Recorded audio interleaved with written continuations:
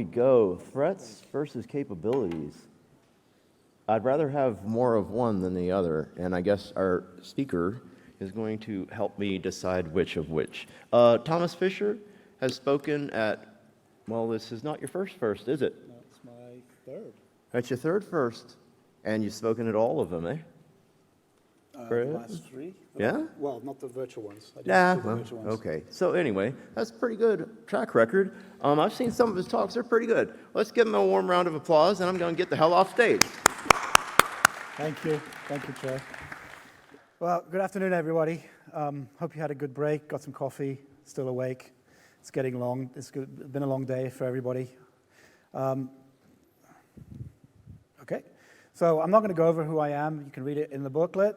But one of the things I am going to say is that if you've been to my previous talks, you know that I try to challenge the way we think, that I'm not really presenting a solution or anything like that. I want to present something that I've done or I've been involved in that'll help you challenge the way that you think and help you challenge the way that you do things and think differently. So let's see, why are we here? Well, let's face it. Despite all the hard work we do in incident response and detection, engineering, and everything that you do to protect your environments, threat actors are still there. They're still getting in. So I was sitting around and I was like, so why are we still in this situation? I started to think about, how am I going to ensure that we protect ourselves and we're not in the same situation all the time? So I started looking at people. I don't think people are the problem. The previous speaker mentioned it. We should be able to mentor people. We should be able to bring new talent into the field. We should be able to grow ourselves in the field. So people shouldn't be the problem. And if people are the problem, we're probably doing something wrong in terms of mentoring, in terms of training people, in terms of getting people on board. Procedures. This is really a business thing, right? Or drive to where, how do you do things and things like that. You can always change those. If those aren't working for you, change them.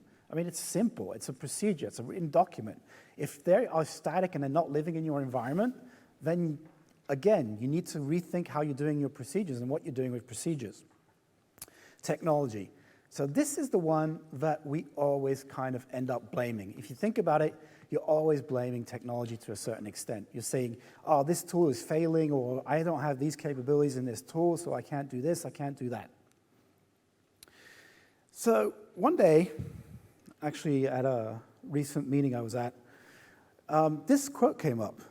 This is from Buckminster Fuller on his thesis on, I think it's called Starship Earth or Mothership Earth. And in this, he says that basically what he's saying is the failures are the consequences of a number of things, but more importantly, that if we specialize too much in our fields and if we put too much specialization in, we're going to fail. And we need more comprehensive thinking. We need to be able to have multiple talents, multiple abilities, and we need to be able to think differently to a certain extent. And if you think about it, you've seen this in certain sci-fi movies where people go to, say, like Mars, but it's only like really PhD people and scientists. But who's going to build? Who's going to do the grunt work? If you only have smart people, who does the grunt work? And that's kind of the premise of some of his work. And I was sitting here going, this was being explained to me in a meeting. And I was like sitting, wait a minute. If I change, oh, crap, the slide didn't work out. That security is supposed to point over society. So if you see society's crossed out, I put security in its place. And then if I put tools in place of specialization, I've now got something that applies to security to a certain extent. Are we relying too much on our tools to be able to do our jobs? Are we relying too much on the tools that are being presented to us as a solution to what we're trying to do?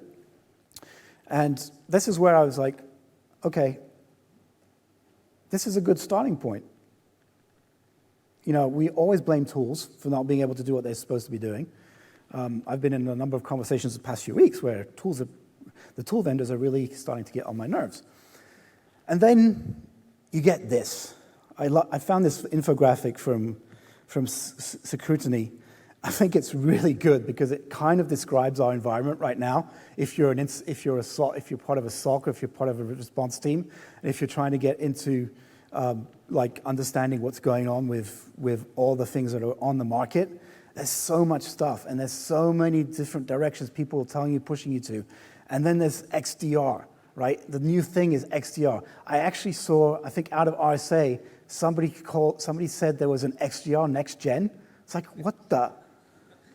I mean, come on, guys. It's like, stop inventing words. It's still the same bloody stuff. It's still a tool that's detecting events, that's presenting the events to you in a readable format. It's like, stop putting labels on things. Please, please stop putting labels on things. And when we talk about labeling, we start to think about, well, why are labels so important? But it's not important. That's my problem. It's not important. We need to go back to some basic principles. What product should the organization purchase? Out of curiosity, what do you think? Anybody from the audience want to take a guess? Shout. No, so we got AV firewall up front. Now, what matters to your organization, right? This is the problem, is we're buying tools because we're being pushed by vendors. Sometimes we're being pushed by our own management that says, oh, you need to look at this new tool. It's really cool. I saw it at RSA or whatever, and it's really important, and we need to get that tool onboarded. It's like, no, step back. What actually matters to your organization? What is going to help you solve your problems? A lot of vendors will come and pitch to you and say, oh, I have this new solution for you. I basically now tell vendors to leave if they tell me they have a solution for me. They don't know what my problem is. They have a product, they have a tool that might help me fix my solution or build my solution, but they do not know what my solution is. And I recommend you actually challenge any vendor that comes in. I'm sorry if there are any vendors in the crowd. But you guys need to wake up, because you can't present a solution to a problem that you don't know how to fit, that you don't know that I have. So then, MITRE. MITRE was really great when it started. I really liked it. It was simple. We had TTPs, we had the techniques, and we could easily identify and correlate and basically categorize attacks in a understandable and readable way. Then vendors got involved, and MITRE became the bane of my existence. Because nowadays, it's like, oh, vendors are like, oh, yes, we detect all of these MITRE attack TTPs. We can classify all your events as a TTP. I was like, no, stop. I don't care. It's like, I'm not going to use that to do detection. And I was really happy when I was watching the presentation yesterday on the analytics that they did on the tactics. And they actually said, the people from MITRE, and I'm going to rewatch the video and get the exact quote, but they basically explained that you cannot do detections with techniques. And please remember that. If you're going to look at detection technology, don't focus on, does it do MITRE? Because it doesn't really matter. Because you end up having tools that will tell you that a simple LOLBAS, everybody know what a LOLBAS is? Living on the land binaries, right? That a LOLBAS is a malware. I've actually seen that. I've been in arguments for 3 weeks with one vendor because they are detecting simple software and they're classifying them as AV, their advanced AV solution is classifying them as malware. And my guess, but they won't tell me, but my guess is only because it appears in certain TTPs in MITRE. Because that's the only reason they would actually flag it as bad. Then it's become a little bit too focused on threat actors, right? And there's a lot of, and I don't necessarily disagree with that. What my problem is, it's being used primarily in the evaluation basis, and it's being used as a reasoning for a product to kind of like be the best solution for you, right? Or the best tool for you.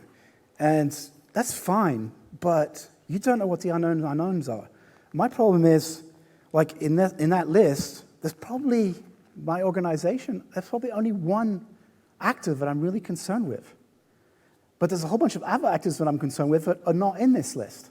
and potentially not in the really properly defined in the MITRE ATT&CK framework. So detection is showing the techniques or procedures. Well, actually I should have phrased that in a question, but is it really showing a detection when you're looking at techniques and procedures? No, a detection for me is a set of events. So you're going to have a set of techniques. You probably could potentially have a full procedure before you actually get a detection. So you cover a bunch of TTPs, but as many people have done presentations of MITRE said, what about the unknown unknowns, right? Until somebody tells MITRE that, oh, you need to put this into the attack framework, you don't know what the unknown unknowns are. How are you going to detect them if you're focused on tactics? Jared Atkinson put this up on Twitter in April. The link is there. It'll be in the PDF you can download afterwards. But one of the interesting things is, and I was like, when he published this, I was like, yes, somebody who actually understands what my problem is, kind of thing. He's highlighting here that in an attack, there are a lot of techniques that are used. That each technique lives in a flow during an attack. But many unique paths exist from the start of the attack to when they compromise your environment, or when they're actively moving around in your environment.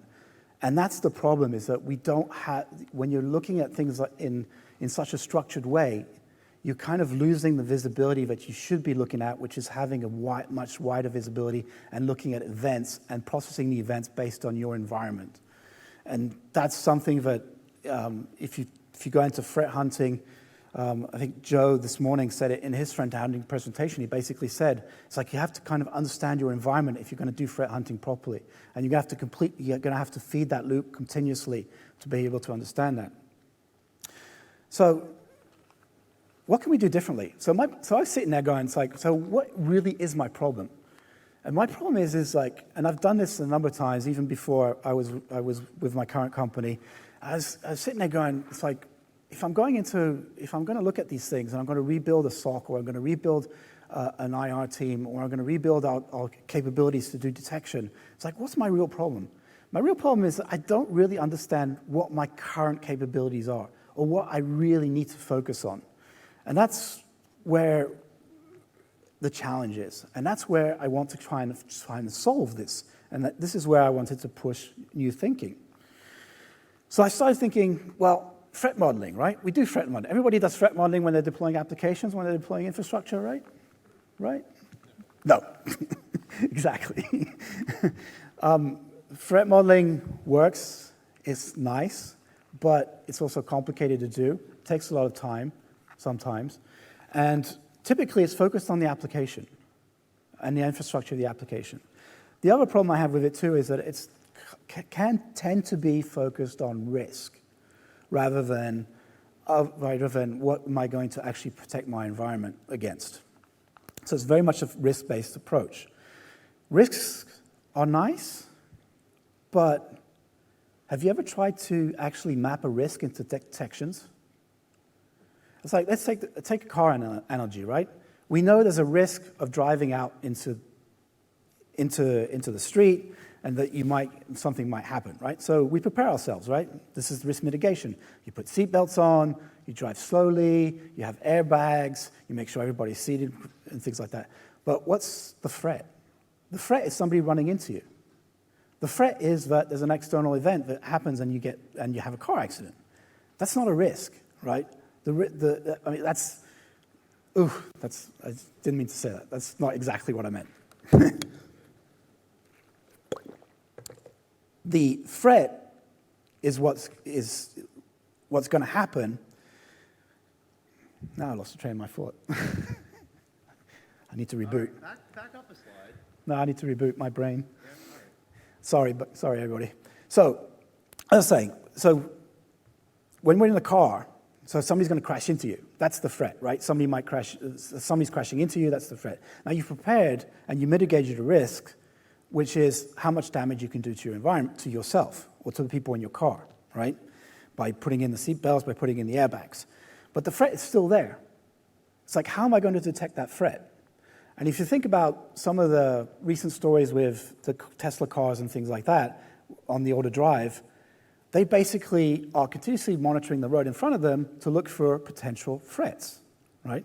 So they're going to stop all their drive when they see a potential threat. And this is where kind of like the thinking process is, well, I'm not going to really be, whatever I put into terms of detections, yes, it's going to mitigate my risk, but it's not really what I'm looking for. I'm not really looking to detect my risks.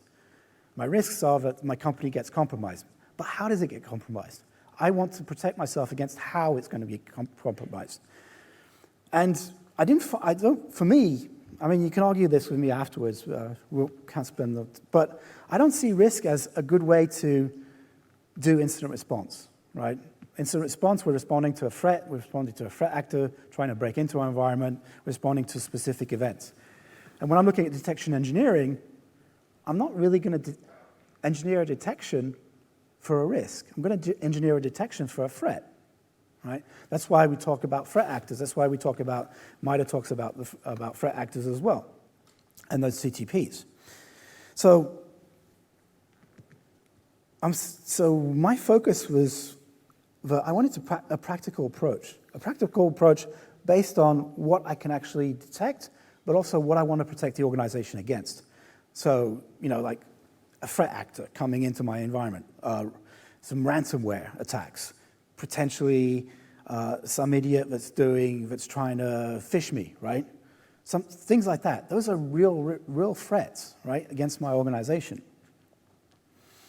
So I wanted to build a way to identify this through a threat-driven approach. So this is where the threat versus capabilities comes in. So I'm going to start with a threat, and then I'm going to look at mapping my capabilities. So I want to understand my capabilities as it applies to how I'm going to protect myself against the threat. It needs to help me define what and how detection is achieved. And I wanted to also eventually to identify how effective my response is going to be, right? So if I know what I can detect, I know basically I can start setting the foundation of how effective my response is going to be. So the premise of this is I'm going to first work to understand what threats my organization is concerned with. So I'm going to look at all the different threats. You can use any threat mappings that you want. You can use ISSA, you can use Verizon's and things like that, all those reports. But I'm going to focus on the ones that are priority for me, for my organization. Probably talk to my CISO, probably talk to my director of security and say, okay, so what are we really concerned with here? What's our biggest threat? We know what some of our biggest threats are. Then I want to identify the assets. This is one phase that I think we overlook a lot as incident responders and as SOC analysts and things like that. And it was even mentioned earlier in the previous presentation on the cloud IR. It's like if you don't understand your assets in the cloud, you're going to have a really hard time doing IR. I can't go into what, but our cloud environment is so bloody humongous, I don't even know how we can do it right now, right? We're working on it, but you need to determine the detection data points. So we know how to fight these threats. We know how to control, mitigate, contain, eradicate these threats. So we can understand what our detection points are. We don't need a tool to basically tell us, oh, you need to detect this, this, and that. If you understand how to basically identify a threat based on your experience, based on your knowledge, based on sharing with other people, you can start to identify the data points that you want to detect. From those data points, you can start to build response actions and use those data points to build your response actions. So, like I said, we start with a threat. I just picked this up from the ISSA. I think this is a 2021 threat infographic that they use for their threat landscape for 2021. But it's got cryptojacking, threats against data, malware, disinformation, misinformation, non-malicious threats, threats against availability, ransomware, email-related threats, supply chain threats. I would actually focus on the more very specific threats, like ransomware, malware, threats against my data. I would even go a little bit further into threats against my data. So if I'm in a European institute, I would probably look at, can somebody change the data without me knowing? So very specific threats like that. You want to go down to the specific level of threat, because that's going to help you actually better understand what data points you need. So my approach, and this is an approach, it's a framework. You can build on it, you can use it, you can change it, you can ignore it. I'm here to present a way for you to start thinking a bit differently. That's my goal. I'm not saying this is the best thing that you can do, but I use a mind map. I like mind maps. Actually drawing it out helped me and actually the team a lot to better understand what things that we needed and where we needed to put them. And I started with another framework, which is the NIST Incident Response Framework, because it had three components of what I thought was important for us to do incident response, but for us also to do detection engineering. And that was the identification phase, the detect phase, and the response phase. And specifically, the identification phase, I looked at asset management. Because, again, this is something that we overlook a lot, and we need to understand when we're doing incident response for a start. But it's also very helpful when you're doing detection, because if you understand what assets you have, you can basically put your detections in the right place. So I use the mind map primarily as a reference graph. So it's going to build basically an identification of all the things that I need. It starts with the base. At the base, we have the threat, but it starts with three key domains, which is identify, asset management, detect, and respond. And you can quickly use that graph to basically identify where your telemetry goes and what information and what activities you want to include in your in your systems. So, threat is the central pivot point. So, for example, ransomware. So first I'm going to build on my identify. So I'm going to look at what assets am I concerned with, what information do I have on all those assets. I'm then going to look at detect. So I know what I need to detect ransomware, right? It could come from a phishing email, it could come from a download, so I know I need to focus on how to detect phishing in email. I also need to detect maybe process launch, maybe file manipulations, so things like that. So I know there's probably maybe a callback because there's a rat in there somewhere. So all these things are going to determine what I need to detect. Response is what I need to have to be able to respond. It's not the actual actions of response. It's I know what my actions are, right? I'm going to look at the data. I'm going to start kill processes. I'm probably potentially going to contain certain machines and things like that. But I need to understand what will give me that telemetry to be able to execute those actions. What functions do I need to be able to execute those actions? So start to build it up. So on the identify, I start looking at the endpoints. I start looking at the network. I start looking at the user accounts, people. On the detect, I can look at a little bit at the types of tools that I want. I can look at the telemetry that I want. On the response, I'm going to look at the types of tools that I need for the response. I'm going to look at the types of mitigations and remediations that I want to put into play. And I'm going to look at the analysis that I need to have to be able to do those mitigations and remediations, but also to be able to report, to be able to identify, to be able to do forensics work. Then I'm going to go deeper.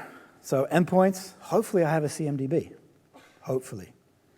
How many of you guys have got a real CMDB in your environments? Hands up. A few. You're lucky. Are you sure it's right?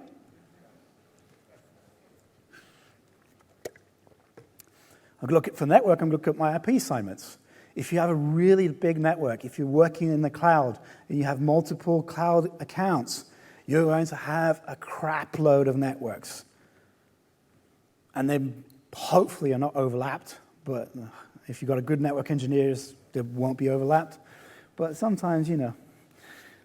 For the detection, I'm going to start with the tools. So I'm going to look at the types of tools that I want, not the actual tool. So I'm not going to identify a specific vendor tool. I'm going to look at the type of tool. So for example, I want maybe something like an EDR, right? I want something maybe like a network detection. I want maybe something like PCAP detection. Telemetry, I'm going to look at the endpoint. What endpoint telemetry do I need? Process execution, file manipulations, DLL, registry, that kind of stuff. Telemetry on the network. I'm going to look at callbacks, IPs, ports, potentially, if it's clear text, some data from that clear text. On the response side, on the analysis, I'm actually going to be able to, if I do it right, I'm going to be able to pull the data that I'm putting up in the telemetry. A lot of it's going to map back into my event data. So I'm building that link between the detection and then my analysis. Then I can use correlation to get additional data, to improve my understanding of the data that I'm seeing, to improve my visibility. Then I'm going to specify the actions that I'm going to put under mitigation remediation. And then I'm going to specify the tools, types. So we keep going down. So I'm going to have data points. I'm going to have data points that are linked to tools and data points that are linked between phases. And we keep going. And you get to this. So this will be inside in the PDF, so you'll be able to zoom in. But it's a big mess, right? Yeah, because you need a lot of things to do your detection. You need a lot of things to do your mitigations and your remediations. So if we can zoom in a little bit. We can zoom in a little bit. Thank you. So this is like, for example, what we're looking at for process info. So the context, i.e. username, the command line arguments, maybe the modules that it's loading, the name, the registry modifications, the path, the ID, the start time. We can pull file hashes. Is it a parent or a child of, or both? The network connections. So I'm basically looking at these data points. These are the data points that I want to use to be able to build my detections. And similarly, for when I'm doing my response, the event data, so I'm going to look for, is this on a corporate network? Or, nowadays, maybe more than half of our users are off network, right? They're VPNing into the corporate environment because they're working from home. They're still working from home. So is it on a corporate network? If it's not, how do I handle that? Network info, source port, destination port. Then I can add DNS information. Maybe I can add DNS, the TTL of that DNS name, things like that. On the TTPs, I can start to look at, do I have community shared information about some of the detection data points that I have, things like that. So this builds up. So what do I do with this? Well, it's nice to have a graphic, right? But at the end of the day, how am I going to use this graphic? Well, I'm going to build a requirements, i.e. a reference manual. So this is going to be a list of everything that I just documented in my diagram, and I'm going to put it out into a list. It's going to inventory all the data points that I need for that specific risk. It'll help identify which data points have at different stage. It helps to map my requirements for identifying and selecting the tools. Provides the requirements when building a solution or element of a solution. So I'm essentially building a requirements document from the ground up. Provides a method to establish a gap analysis. And this was the important part that I wanted to focus on, is the gap analysis. I have a bunch of tools already. I have a bunch of stuff that's working. What is actually missing? What do I need to add to make my environment better, more secure, as much as I can be? So I went cheap. I basically used the spreadsheet, Google Sheet. So you see, I determined that there's a provided by and used by column. So provided by would be what element of my current environment provides this information. Used by is who uses this data point. You fill in the columns based on the availability and use of the data points, and from your diagram, blank gaps are where you need to address your problems. So provided us tells us where the information comes from. It can be multiple sources. You could have Carbon Black, you could have AV, you could have a whole bunch of other sources that are providing you that telemetry. You populate with the source tools and apps that provide that data, and the data, we can look at it from multiple ways. The use by tells us who is actually using this data. So, for example, it could be a detection, could be a detection in my EDR, could be a detection in my SIM, could be used part of my incident ticket that I put into my ServiceNow incident ticket, or it could be used by my SOAR to be able to do enrichment. And then, so this is kind of see how we start to get some examples. So here I've put in, so this is the process info. I've put in we're using an EPP, an EDR. I avoided names at the time because I figured maybe we start with just the concept of the tool before we start with the actual tool. So, and it starts to build up.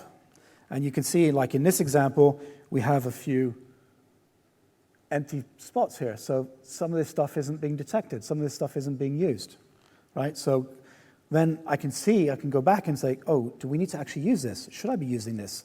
Do I actually need this? What can I do with it, right? And we carry on down the list. So what did this provide? Well, it provided a good understanding of the organization's capabilities. What can we do? What are we able to detect? How are we able to respond to that threat? It's helping us making good decisions on our tooling, right? So we're actually looking at improving our tooling, so we know which directions we need to go. We know what we need to put in the backlog to improve our tooling. And it's a framework to POC a new tool, to be honest. Now that I know what I need, I now have that framework to POC. I can start POCing tools and checking off the boxes. Cool. That's it. And it gives us 5 minutes for questions, according to the clock. Well, I think, first of all, let's start with round of applause.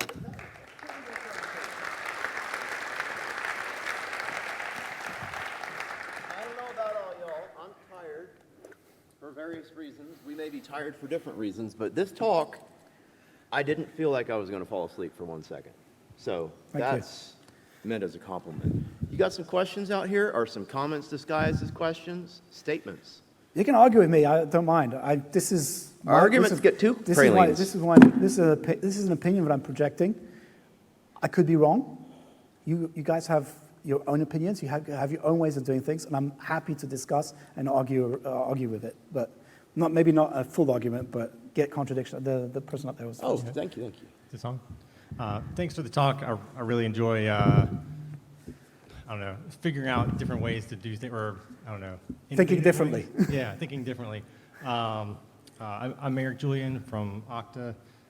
Just a quick question on, I guess I'm not even sure how to maybe phrase this, but so in come up with the threats and the risks in the middle of the mind map, how specific do you get with the threats? Because in some ways, like if it's, I don't know, if it's going after a workstation, does it, like, do I really care if it's threat actor X or threat actor Y, if it's trying to put some malware on there, like, or do you just kind of keep it more generic? I keep it more generic. Okay. I'm not specifically focused on the threat actors because if one of the good things in MITRE, if you actually go back and look at the MITRE mappings and the threat actors, there's so much overlap that you're more concerned with the actual mechanism of the threat rather than the actor, right? Yeah. Does that make sense? So you're more focused on the ransomware part or the remote access tool that they're putting in, that they're getting into your environment because they sent you a phishing link and your user downloaded it back at any desk and launched it, right? Yeah, cool, thanks. So, hi, Chris Strosty. I work for Tufts Medicine out of Boston.